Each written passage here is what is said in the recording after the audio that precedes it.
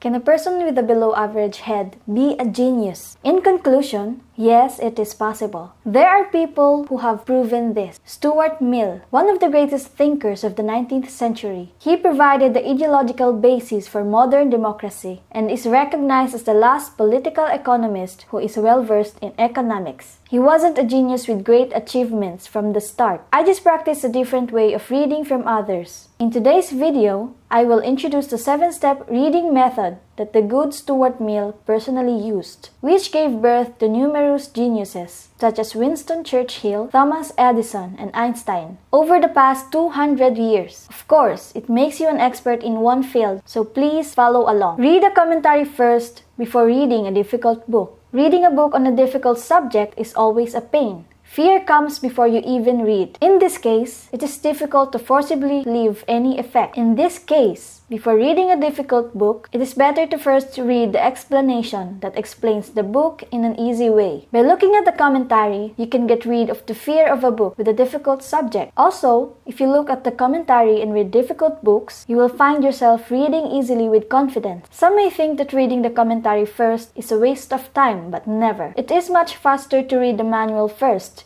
and read a difficult book once than to read a difficult book 10 times without a commentary. Comprehensive and thorough reading are different. A thorough reading is a quick scan to grasp the overall cause. In other words, instead of obsessing over each tree, look at the forest as a whole. Even if you do not understand the details, you can read the book quickly by grasping the overall context. Since you have already read the commentary, you will understand to some extent. Even if you don't understand it, it's important to go all the way down quickly. Then, underline phrases that you feel are important or impressive to you, so you can look them up again later. Step 3. Read a book thoroughly. In the early stage, I improved the overall understanding through an easy-to-follow commentary. And at this stage, I understood the context by reading it thoroughly. It looked at the forest instead of the trees. So step 3 has laid the foundation for perusal. If there is something that I do not understand, I try to understand it by reading it over and over again. It is also a good idea to take notes of your own opinions in the process of reading this way. Step 4. Transcribe the main advisor. After this reading, transcribe the main advisor in a separate notebook for important key points. This transcription is the most important point in this reading method. As you copy, the contents of the book you have read naturally will be organized in your mind. Just rereading the transcribed summary later has the effect of rereading the book. Read several books on a topic related to the 5 steps. Once you have completed the 4-step process, you have mastered one book. I continue to read other books on related topics. The process from step 1 to step 4 is repeated. It is not a piece of knowledge but a complex and deep insight. If you have such a large amount of reading in the field, you will soon have expert knowledge in that field. Step 6. Discuss and teach others. Then use a method called discussion to complete the reading. From a young age, Mill always made it his own by discussing what he had learned that day with his father. And following his father's teachings, he taught his younger brother what he learned every day. Although this time deprived him of time to study, he later admitted that this training had given him a lot of money. Teach others with the mindset that you have become a teacher of your own students, rather than simply passively accepting knowledge. When we teach, our brains become more focused. We think more broadly. Through teaching, he was able to make knowledge completely his own. Teaching others is one of the best ways to study. Step 7. Writing is the completion of reading and studying. One of the most prominent features of future reading methods is writing. He didn't just accumulate knowledge in his head. He systematically organized his thoughts through writing. In particular, he liked history, and he liked to write his own history books based on his various work history books. He published materials from various history books. He wrote books such as Roman history, the history of the ancient world, and the history of Saroma. Also, through writing, I was able to discover my strengths as well as my shortcomings. Writing is the final stage of reading and completing study. I have introduced the 7-step reading method. Steps 1 to 4 are essential to mastering a book, and steps 5 to 7 are not necessarily practiced every time you read every book. However, if you practice all 7 steps when you have time, you will be able to possess sufficient knowledge and insight necessary as an expert in at least one field. The Jon Stewart Future Reading Act has influenced so many people and helped train many geniuses. Here are some more important tips from Jon Stuart Mill's How to read. Take advantage of studying the humanities. Today, many people recognize the importance of studying the humanities, but often exclude them as studies that do not get jobs. However, John Stuart Mill learned how to think